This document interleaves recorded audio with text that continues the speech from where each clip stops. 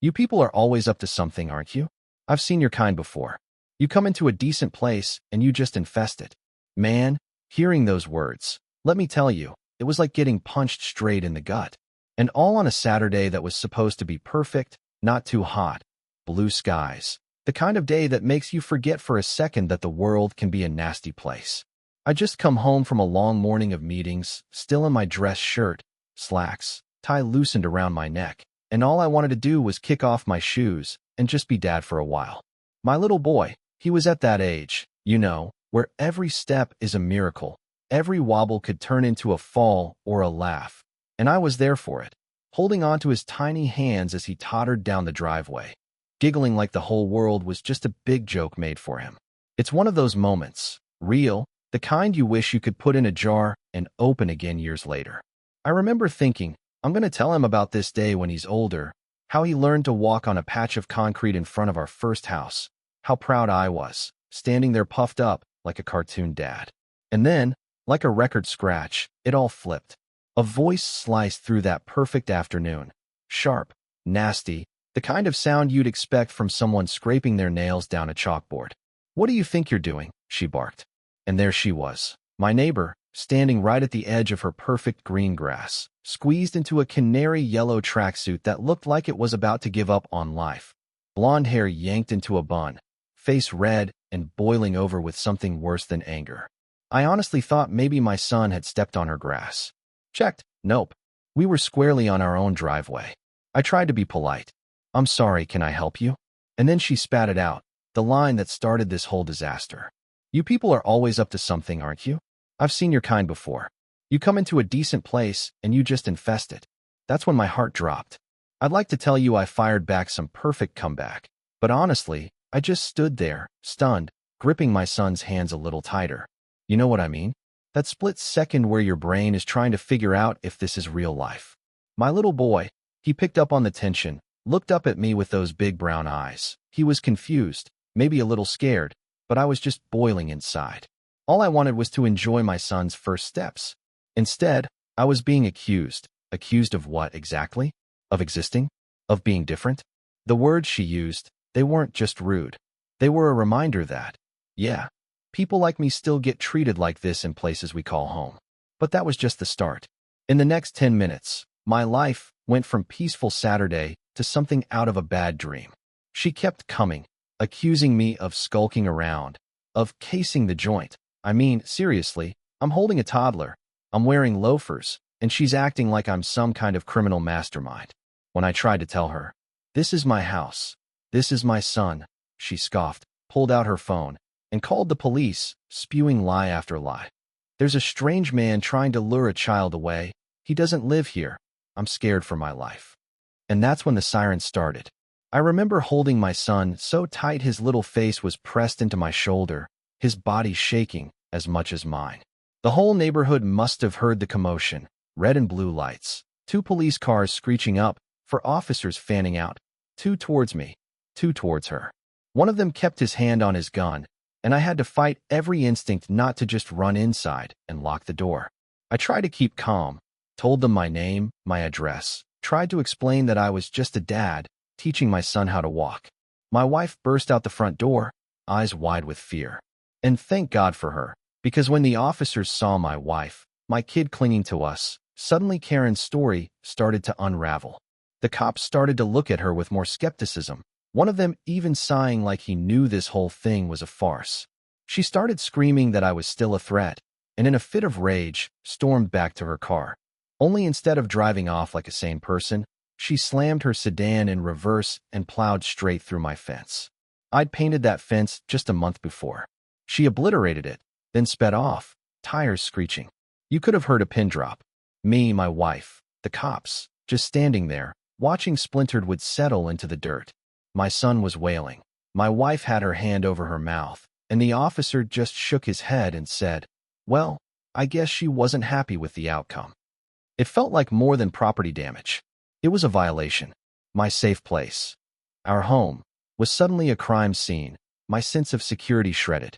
The cops took our statements. Mr. Henderson from across the street offered to be a witness. But after everyone left and the sun started going down, All I could do was stare at that broken fence and wonder how it all went so wrong so fast.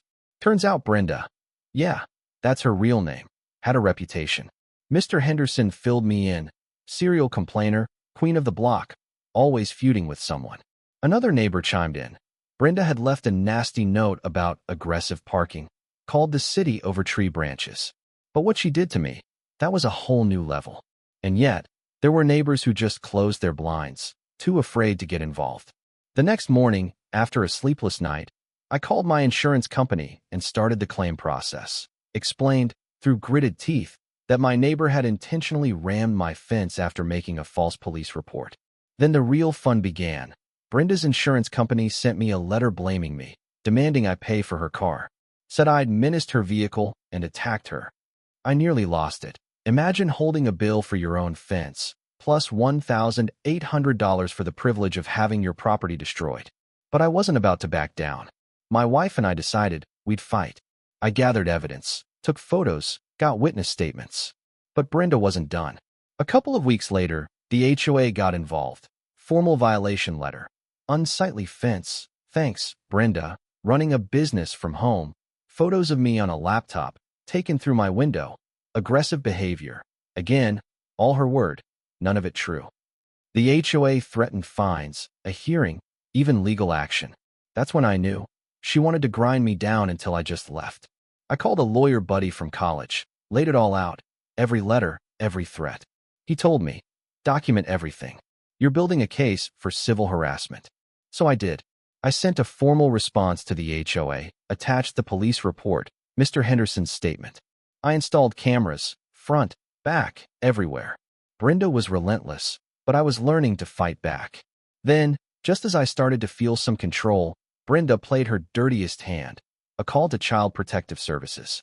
Claimed my son was neglected, living in an unsafe home, maybe even abused.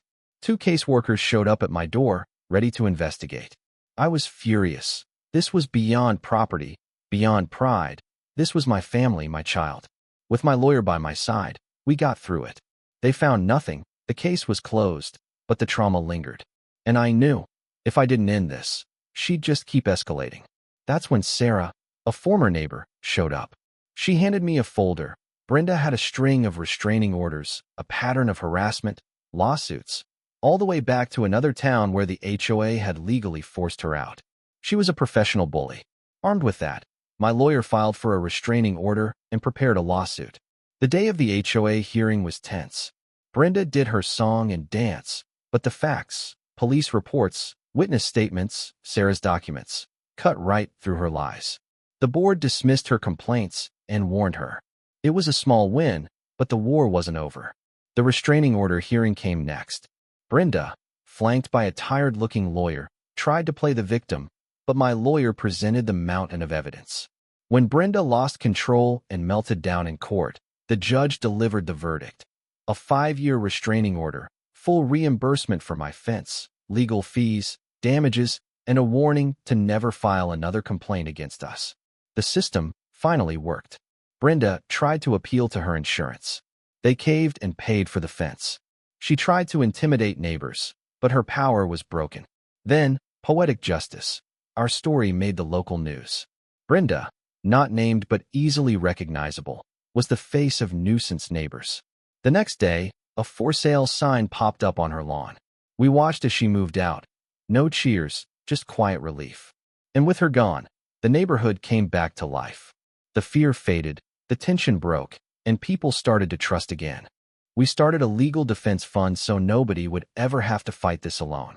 My son, he's running now, fearless, happy, his laughter echoing on the same driveway where it all began.